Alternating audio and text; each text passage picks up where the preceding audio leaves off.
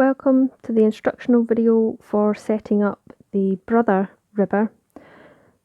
This example I am using my Brother KH950i knitting machine, and I'm going to be setting up my KR850 ribber. Before I do anything, I don't have any clamps attached to the machine at the moment. I've just lifted it up onto the counter. I'm going to remove the carriage by disengaging the carriage lock, and I'm going to turn this dial to CR and lift the carriage away from the machine, and I'll do the same with the ribber, ensure it's just the beds that we're going to be working with. So I'm going to give you a close-up next of the different parts required in order to complete the assembly. Here we can see a selection of the items that we'll need in order to set up our ribber. So we have our original clamps from the main bed. We have the ribber clamps. This should come with your ribber setup. We also have the setting plates. There will be one marked with an L for the left hand side of the bed and one marked with an R for the right hand side of the bed. These get put onto the main bed, and you may or may not have these brackets already attached to the back of the ribber. If they're not attached, we'll cover how to set these up. To attach the rear bracket for the ribber, if yours comes unassembled, the bracket has letters for the respective side of the bed.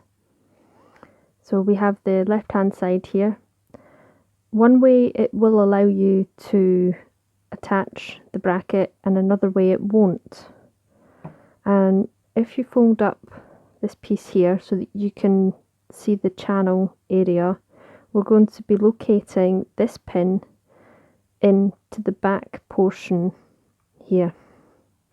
And when you place it on, you want to place it in line with the bed. And when you try and swivel it around, you can see that something jams. That's this tab here on the back plate interfering with the bracket. So you know it's not going to install correctly. So you want to flip it around, place it on and swing it around, and then just push it down. Now you can either push it all the way down with your hand, or you can engage the release here to allow it to seat all the way down into the bed. And then we're ready to match the ribber up to the main bed. We need to prepare our main bed so that it's in the correct position to accept the ribber, and it's one of the main reasons why I've removed the table clamps, because we won't be using our traditional table clamps, which are these C-shaped clamps. We're going to be replacing these with our ribber clamps.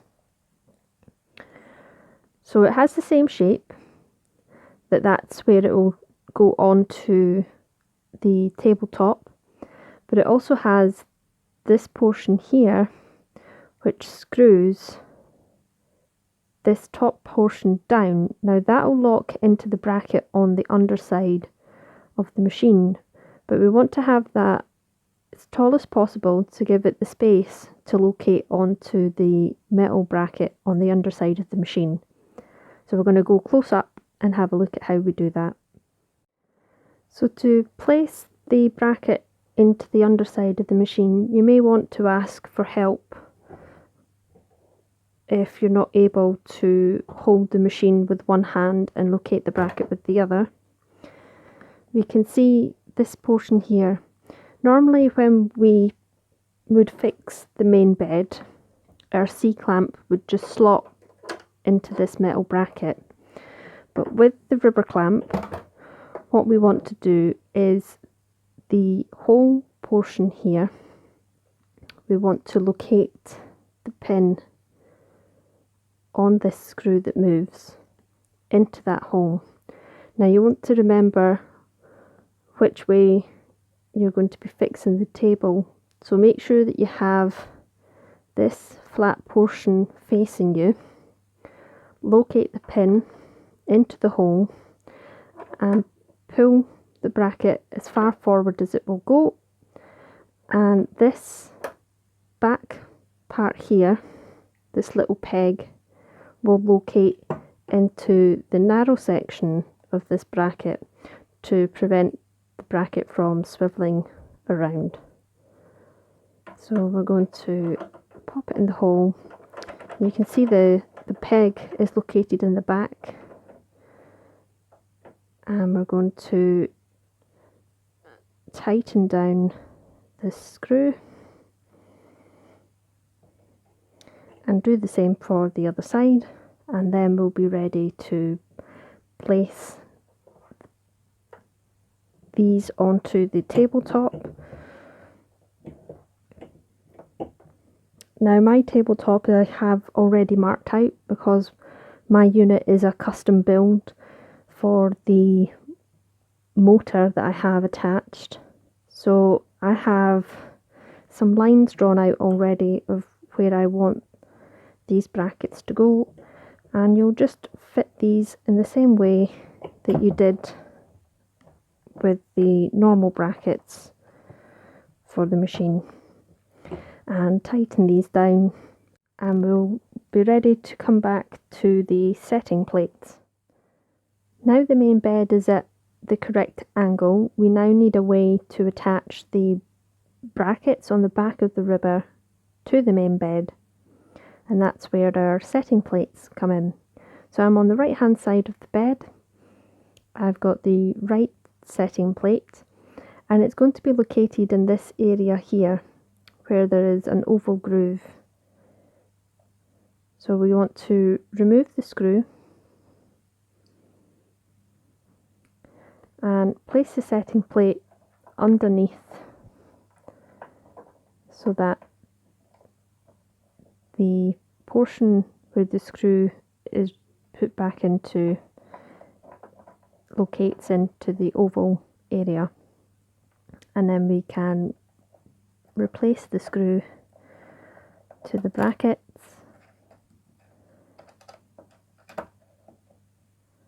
which can be a little bit fiddly.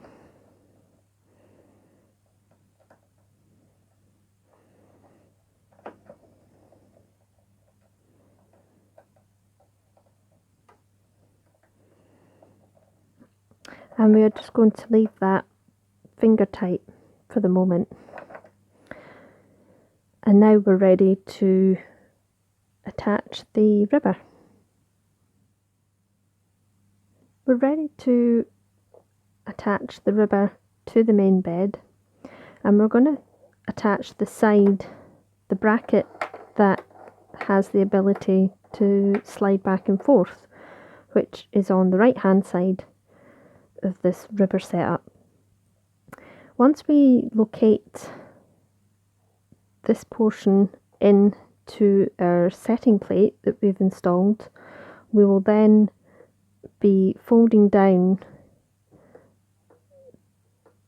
this area, and this is where the original main bed clamps will be attached to help keep the ribber stable.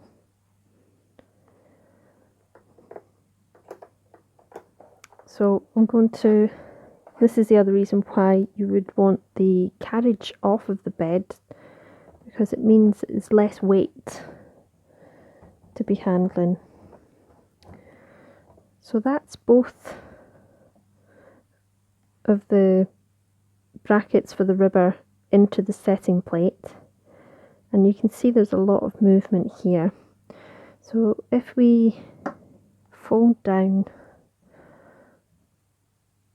the rear brackets of the stabilisation, and we can drop the ribber bed,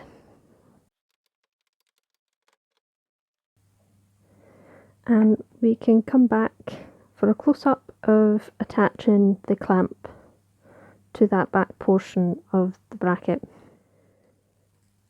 So when we're ready to attach the main bed clamp to this rear folding out support on the back of the rubber bracket, we're going to place it on. Now, because this bracket helps control some of the rotational movement of the rubber bed, I normally like to start out with the flat portion in line with the front of the bed. So when I install the table clamp, as I tighten it, I actually use the rest underneath the rubber to help control where it sits.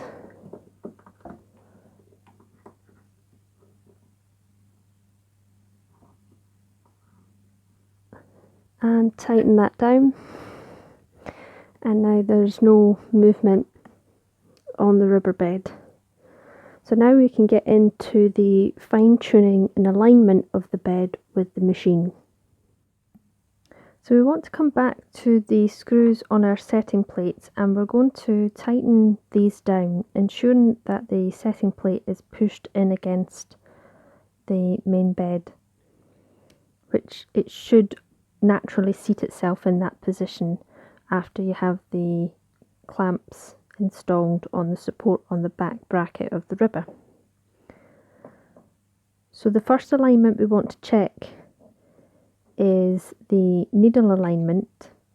We are going to take our racking handle and install that on the underside of the rubber. It just pushes and clicks into place. We want to make sure that we are on position 5 and the rubber bed is set to P. That means that in P position, the needles on the rubber bed and the main bed will be in line with each other. And when we bring these needles up, we want them to clash, which you can see in this one they don't, and we'll take you in for a close-up to show that. So we're in position P, and these needles are not colliding. We want them to collide, so that means that the rubber bed is not in line horizontally. So we want to adjust that. To adjust the horizontal alignment on your rubber, we want to loosen ever so slightly the two screws here on the front. So I'm going to take this flathead screwdriver and I'm going to do a quarter turn on each screw, enough that when I give it a nudge it'll move, and you can see it's not much play in this, but it should be enough. This is me moving it to the extreme, but it should be enough to fine tune the alignment of the needles. And when you're happy with the alignment, you'll come back in and tighten both screws.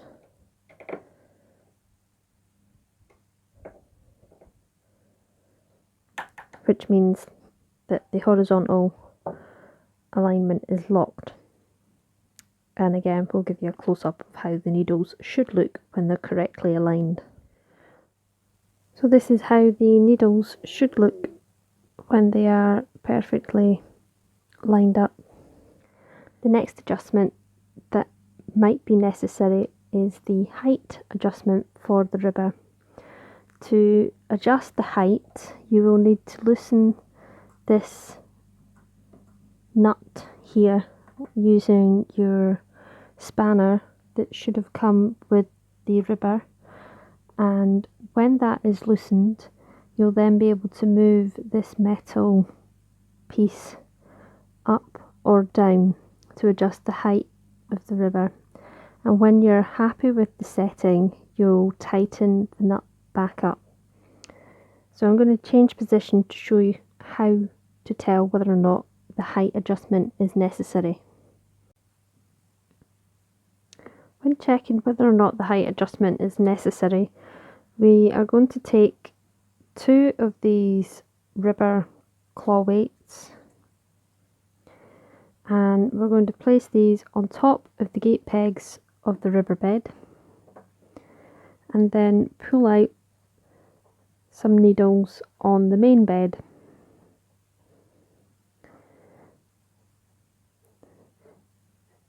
And if there's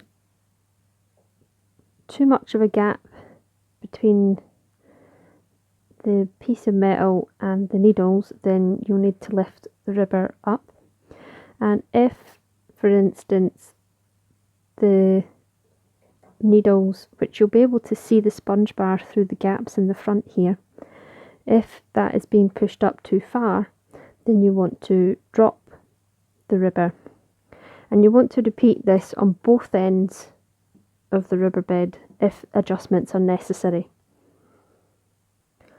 The final part now, before we put the carriages back onto the respective beds, is to adjust our tension mast. Now, when the tension mast is set up for single bed knitting, so when the machine is flat, you'll have the bend angling the mast away from the machine. So when the mast is situated in the machine, the mast will bend to the back, the rear guide will be to the back, and your top tensioning unit will be facing. Because we have attached the ribber and our ribber brackets are now tilting the bed up, that would cause the tension mast to be put further back. So what we want to do is take off the top area and turn the mast around so that the rear guide is facing us. So now with the bend, the mast is coming towards us. We're going to fold the rear guide down flat, and then we're just going to push the wire to the other side so that it goes behind the mast, and we can fold that back up.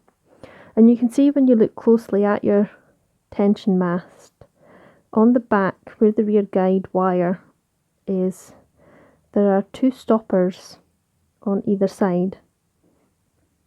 So you just want to make sure that when you're in the double bed setup, that the mast, the bend in the mast brings the mast forwards to you. The rear guide is then at the back, and then you can just replace the top tension section on it and place that into your machine and put the carriages back on. So our carriages are back on to the respective beds, and now we're just going to change out our sinker plate for the ribber sinker plate. Install that onto the main bed carriage and slide the ribber so that the locating slide is into the sinker plate, so that now both carriages move together. And now you can test out the respective ribs. Don't forget to subscribe and hit the thumbs up button if you enjoyed this video. Feel free to leave a comment, and until the next time, you've been watching Button Mouse the Wee Machine Knooter.